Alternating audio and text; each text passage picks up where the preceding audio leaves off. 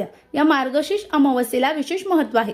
या दिवशी आपण जर काही उपाय केले तर माता लक्ष्मी आपल्याला भरभरून आशीर्वाद देते आणि आपल्या घरात जी भांडणं, कटकट, वादविवाद असेल, कलह असेल, नकारात्मकता असेल, ती 100% दूर होत असते. उपाय काय करायचा चला तर जाणून घेऊ. हा उपाय आपल्याला संध्याकाळी दिवे लागण्याच्या वेळेपासून तर अगदी रात्री 12 पर्यंत केव्हाही करू शकता. आपल्याला एक मातीची किंवा मातीची तुमच्याकडे पंती नसेल तर तुम्ही पंचधातूची निरांजनी देखील घेऊ शकता.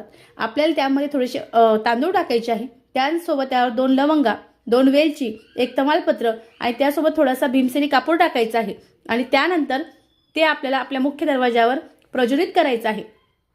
प्रज्वलित करताना आपला जो मुख्य दरवाजा आहे तो उघडा ठेवायचा आहे. या जोपर्यंत ते जळत नाही तोपर्यंत तुम्हाला तिथंच बसायचं आहे.